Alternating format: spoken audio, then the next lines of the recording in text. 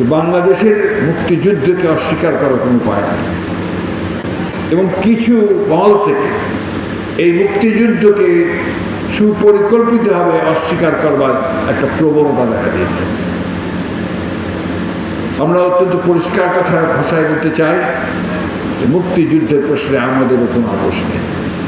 আমরা বাংলাদেশের স্বাধীনতা সার্বভৌমত্ব এবং ৭১ মুক্তিযুদ্ধ, এটাকে আমরা অত্যন্ত শক্তভাবে আমরা বিশ্বাস করি এবং তার জন্য যে কোনো ত্যাগ স্বীকার করতে আমরা প্রস্তুত আছি। শুধুবৃন্দ, ২৪-এর ছাত্র গণ অভ্যুত্থানের ফলে একটা নতুন সুযোগ সৃষ্টি হয়েছে। সেই সুযোগটা হচ্ছে যে আমরা একটা রাষ্ট্র কাঠামো পরিবর্তন, রাষ্ট্রের পরিবর্তন, গণতন্ত্রকে আরও আধুনিকীকরণ করা, জনগণের কাছে পৌঁছে দেওয়ার একটা সুযোগ পেয়েছি। এবং সেই সুযোগকে কাজে লাগানোর জন্য এই সরকার যেভাবে সংস্কার কমিশন গঠন করেছেন, আমরা তাতে সমর্থন দিয়েছি। প্রফেসর ইউনূস যেভাবে কথা বলছেন, আমরা সমর্থন দিয়েছি। এবং যতগুলো কমিশন হচ্ছে, প্রত্যেকটা কমিশনে আমরা কিন্তু আমাদের প্রতিনিধি পাঠাচ্ছি, কমিটি পাঠাচ্ছি প্রতিনিয়ত। আমরা এটার উপরে অনেক কাজ করেছি। দুর্ভাগ্যক্রমে আজকে একটা মহল বলার চেষ্টা করছে যে বিএনপি নাকি সংস্কার আটকে দিচ্ছে। এটা সঠিক নয়, কারণ বিএনপি প্রথম সংস্কারের বিষয়টা উপলব্ধি করে, রাষ্ট্র কাঠামোর যে পরিবর্তন দরকার সেটা উপলব্ধি করে। ২০১৬ সালে দেশনেত্রী বেগম খালেদা জিয়া ভিশন 2030 দেন, যেটার মধ্যে আজকের সংস্কারের যে ইস্যুগুলো এসছে প্রায় প্রত্যেকটি তার মধ্যে আছে।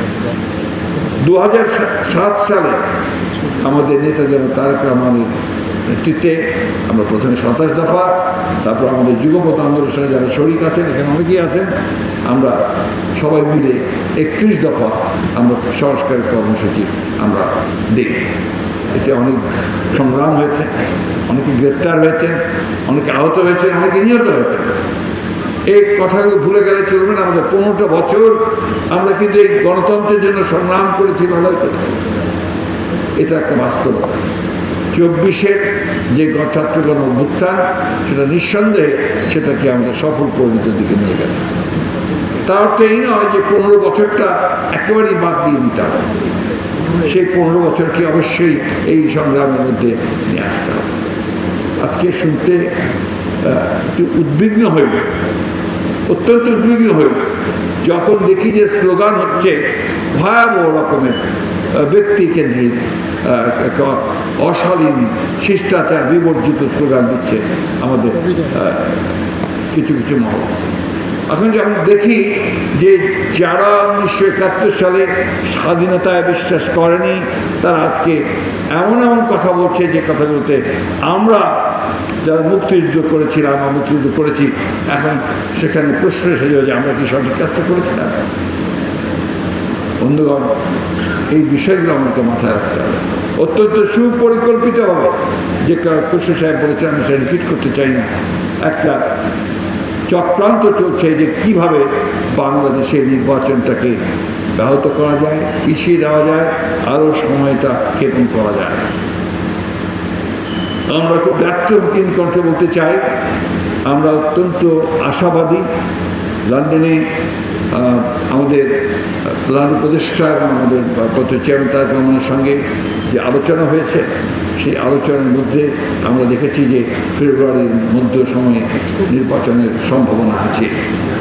এটাকেই আমাদেরকে বাস্তবায়িত করার জন্য অন্যান্য দলগুলোকে সবগুলোকে মিলিয়ে এগিয়ে যেতে হবে।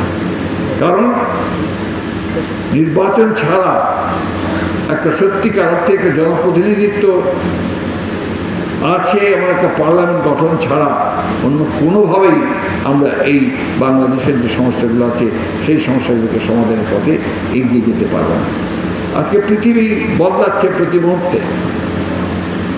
এখন আপনার যে আমেরিকার প্রেসিডেন্ট ট্রাম্প যে ট্যারিফ দিয়েছেন, এতে করে বাংলাদেশের অর্থনৈতিক অবস্থা কী দাঁড়াবে, আমার মনে হয় খসরু ভাই এটা ভালো করে বলতে পারতেন। এটা বললে ভালো হতো, সবাই একটু জানতে পারতো। আমরা কিন্তু খুব ওই জায়গাতে বেশ বিপদেই আছি। আমরা যেভাবে আমাদের অর্থনৈতিক অবস্থার পরিবর্তন করতে চাই, রাজনৈতিক অবস্থার পরিবর্তন করতে চাই, কাঠামো পরিবর্তন করতে চাই, সেই জায়গায় আমাদের অবশ্যই ঐক্যের প্রয়োজন আছে।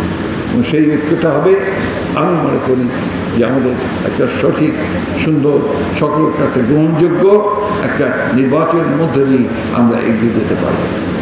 আমি সব শেষে মোস্তফা মহসিন মন্টুর